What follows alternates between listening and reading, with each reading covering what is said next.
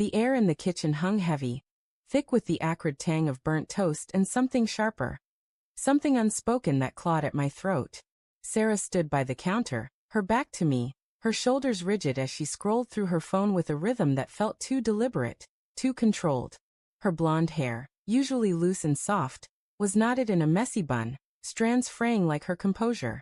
I gripped my coffee mug, the ceramic hot against my palms, and tried to ignore the pulse hammering in my ears.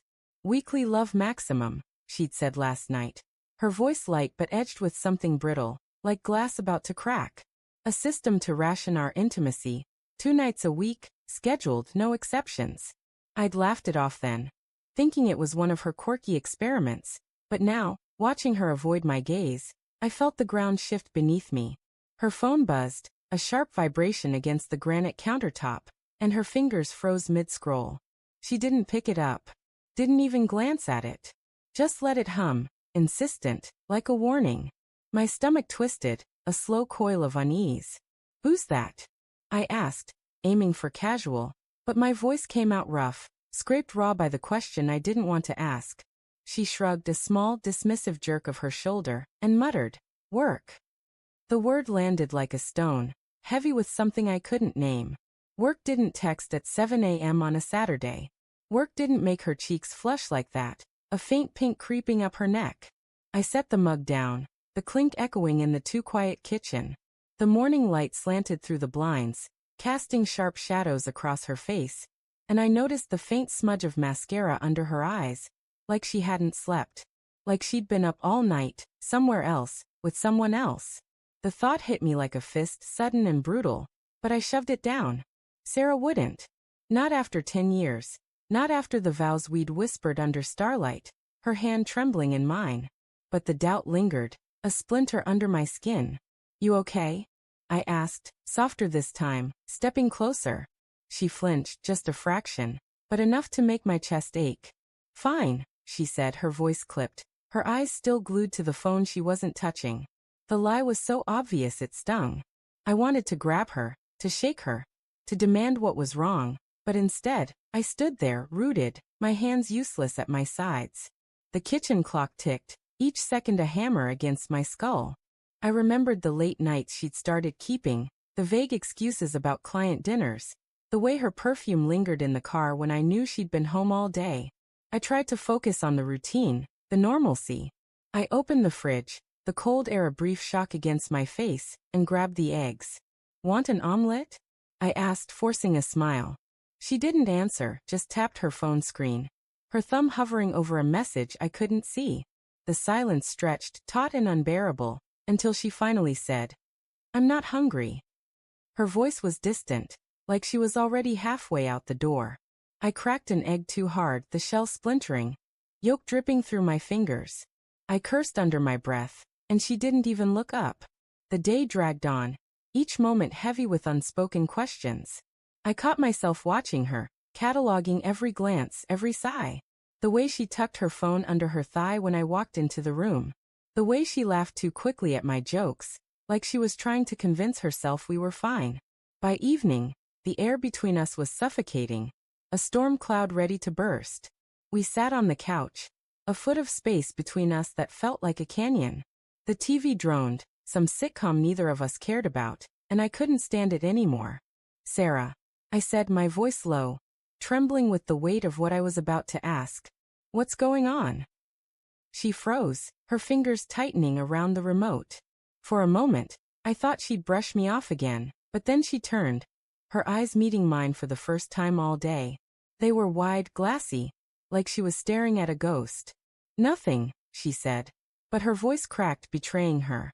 I leaned forward, my heart pounding so loud I thought she'd hear it. "Don't lie to me," I said, quieter than I meant, because I was terrified of the truth. She opened her mouth, then closed it, her lips pressing into a thin line. The remote slipped from her hand, clattering to the floor, and in that moment, I saw it, guilt, raw and undeniable, flickering across her face. My stomach plummeted. "Who is he?" I asked, the words spilling out before I could stop them. Her breath hitched, and for a second, I thought she'd deny it, but then her shoulders slumped, and she buried her face in her hands. "Mark," she whispered, so soft I barely heard it. My world tilted, the room spinning as her words sank in. Mark. Her coworker. The one she'd mentioned casually, too casually, over the past few months. The one who'd been at every late-night meeting, every out-of-town conference. I felt sick, the kind of nausea that starts in your gut and claws its way up your throat. How long? I managed, my voice hoarse.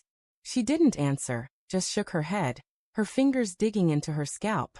I wanted to yell, to scream, to shatter something, but all I could do was sit there, staring at the woman I thought I knew.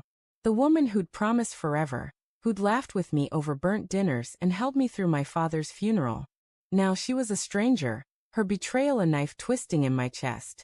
Why? I asked, the word raw, desperate. She looked up, tears streaming down her face, and for a moment, I saw the Sarah I loved, vulnerable, broken. I don't know, she sobbed. It just happened. I didn't mean for it to. Her words were a punch, each one landing harder than the last. I wanted to believe her, to cling to the idea that this was a mistake, a moment of weakness. But the truth was colder, sharper. She'd chosen him. She'd chosen to lie, to hide, to build a system to keep me at arm's length. The weekly love maximum wasn't about us. It was about her guilt, her way of controlling what she'd already given away. I stood, my legs unsteady, and walked to the window. The street outside was quiet, the streetlights casting pools of gold on the pavement. I thought about the life we'd built, the plans we'd made, a house in the suburbs, kids, a dog. All of it felt like a lie now. A fragile dream crumbling under the weight of her confession. Do you love him? I asked, not turning around, because I couldn't bear to see her face. She was silent for so long I thought she wouldn't answer. Then, in a voice so small it broke me, she said, I don't know. That was worse than a yes. Worse than anything. Because it meant she didn't know what she felt for me either.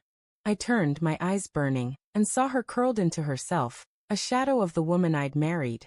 Part of me wanted to hold her, to fix this, to pretend it never happened. But another part, the part that was bleeding, raging, wanted to walk away and never look back. I upgraded. I said, my voice cold, unfamiliar even to me. I gave you everything, my heart, my trust, my life. And you crashed it.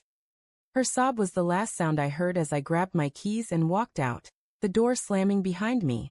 The night air was sharp, cutting through my jacket, but I didn't feel it. All I felt was the weight of her betrayal, and the chilling certainty that nothing would ever be the same.